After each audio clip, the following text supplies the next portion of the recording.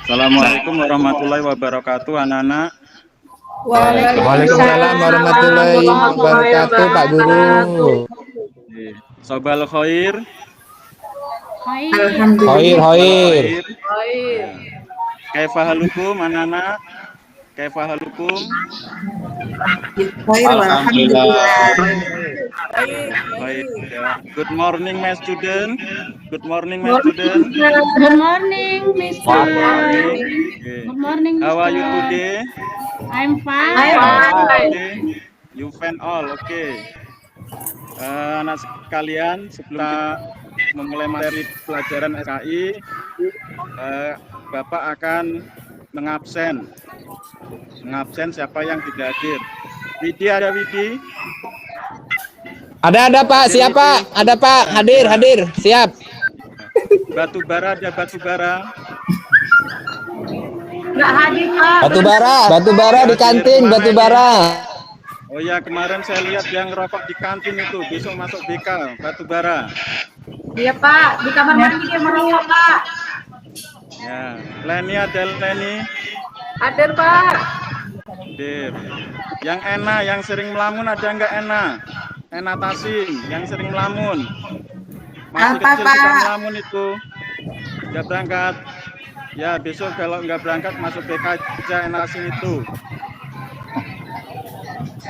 Terus anak sekalian, sebelum kita mulai pelajaran, Saya belum diabsen, Pak. ya itu yang nggak hadir-hadir aja itu, yang sering bolos, yang sering ke kantin. Ya.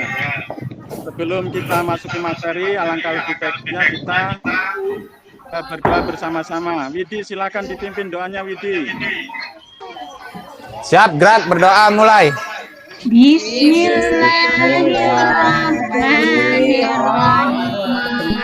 Raditu billahi rabba wa bil islam wa bi muhammadin wa rasulah rabbi zidni warzuqni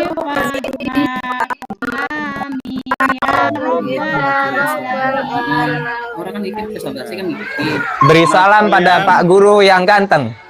Assalamualaikum warahmatullahi wabarakatuh.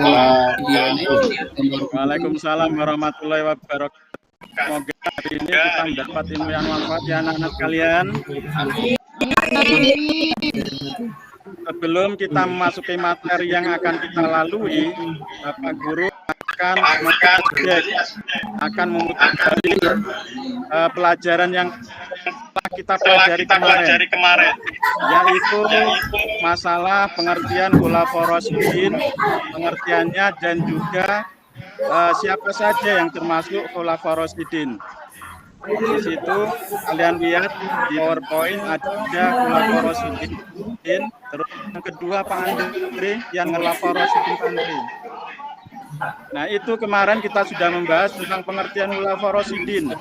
Khulafaur rasyidin itu ada dua pengertiannya, yaitu khulafa dan rasyidin.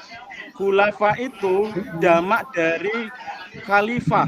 Khalifah itu tunggal, kalau khulafa itu jamak, artinya jamak lebih dari satu. Artinya apa? Khulafa itu pengganti atau para pemimpin. Sedangkan rasyidin itu jamak dari rasyid. Kalau jamak lebih dari satu orang. Apa artinya? Yaitu para pengganti yang mendapat petunjuk, orang-orang yang mendapat petunjuk. Jadi kalau digabung, khulafaur rasyidin, tasnya Pak Andre, di bawahnya Pak Andre. Nomor 3 Pak Andre. Pengertiannya ini, para pengganti atau para pemimpin yang memberi petunjuk. Siapa yang memberi petunjuk? Yaitu Allah. Jadi yang memberikan petunjuk baik sifat, sikap, perkataan itu semua datang dari Allah. Bukan datangnya dari emosinya, bukan datang dari hawa nafsunya, bukan. Semuanya dari Allah. Ya, Pak anak-anak sudah berkembang. Kenapa tidak punya kalender sendiri? penetapan kalender ini didasarkan pada waktu itu hijrahnya Nabi Muhammad sampai dari Mekah ke Madinah. Ini tonggak sejarah yang luar biasa, sehingga menjadikan Madinah itu sebagai Madinatul Al-Munawwaroh, kota yang bercahaya, hingga sampai ke luar negeri, jazirah-jazirah yang ada pada waktu itu. Ini prestasinya. Yang selanjutnya yaitu dari Utsman bin Affan, halaman 26 Pak Andre. Utsman bin Affan, ini khalifah ketiga, ini juga luar biasa. Walaupun usianya pada waktu itu menjadi pemimpin yang usia tertua 70 tahun sampai usia 82 tahun, Khalifah Utsman ini punya prestasi yang sangat gemilang. Pertama, mengkodifikasikan mushaf Al-Quran.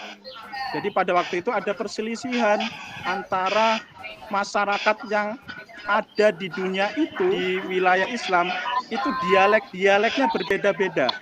Jadi Utsman ini menciptakan satu dialek, biar Al-Quran itu dibaca sama, nggak berbeda-beda. Prestasinya yang pertama itu. Yang kedua, renovasi Masjid Nabawi. Masjid Nabawi pada waktu itu kecil, karena semakin banyak umat Islam bertambah, maka dibesarkan lagi, diperlebar. Seperti sekarang ini kalau kita lihat, seperti itulah Masjid Nabawi. Ya, semakin lebar, semakin lebar. Jadi renovasi pelebaran Masjid Nabawi ini sangat luar biasa. Siapa yang memprakarsainya, yaitu Khalifah Utsman bin Affan.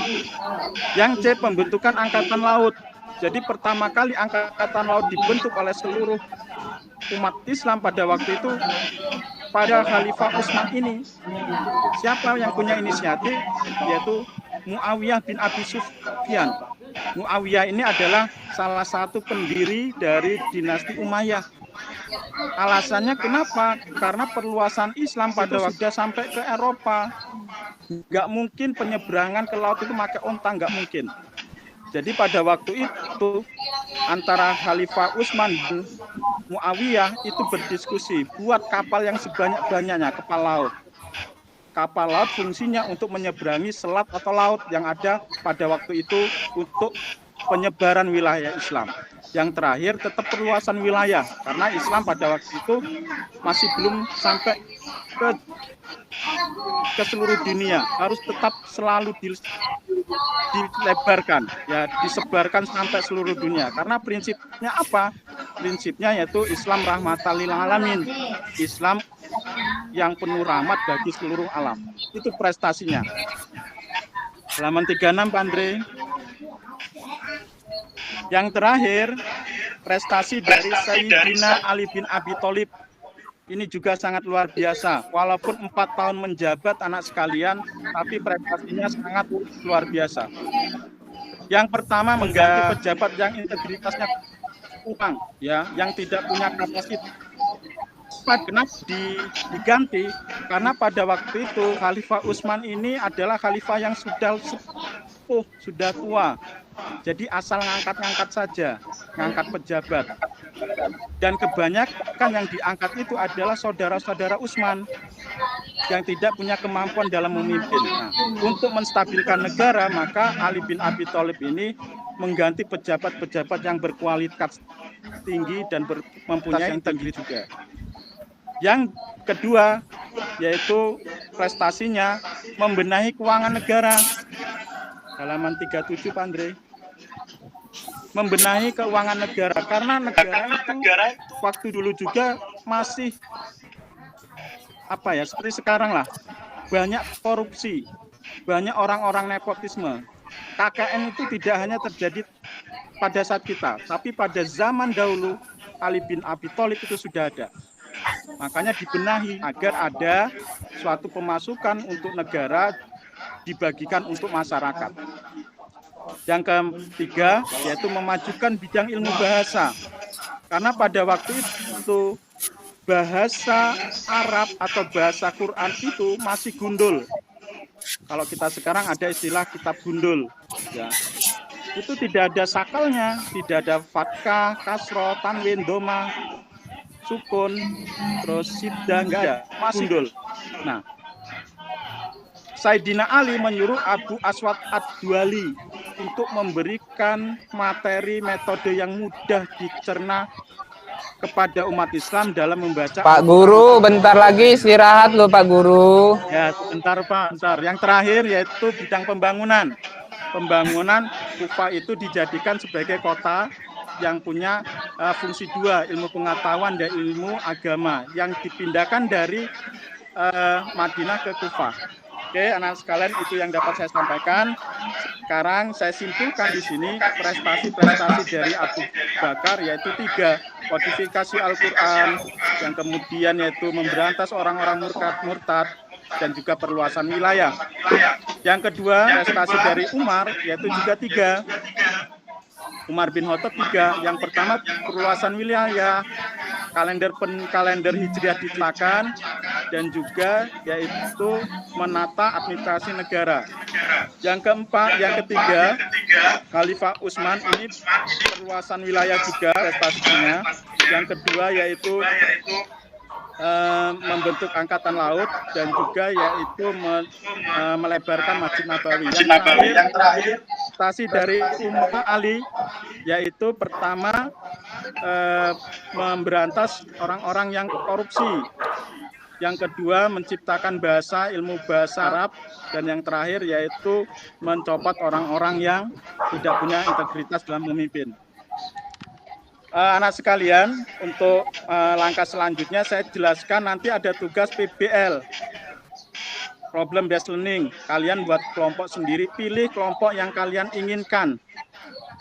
Kelompok mana yang kalian anggap itu sreg di hati, biar nanti diskusi itu enak. Saya tidak menentukan sendiri, tapi kalian sendiri yang menentukan. Cari teman-teman kalian yang dianggap enak untuk berdiskusi. Tugas kalian yaitu mengerjakan halaman 125, nanti didiskusikan. Ini termasuk nilai. Nilainya apa? Saya ambil 2 penilaiannya.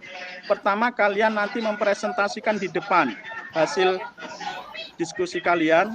Siapa yang terbaik di situ nanti akan dapat nilai yang baik, yang lengkap, yang tulisannya rapi, yang bisa dibaca, dan juga yang bisa dipresentasikan dengan baik. Itu nilai yang baik. Yang kedua, saya ambil nilai dari akhlak kalian, yang tidak ribut, yang punya tata krama, sopan santun, tidak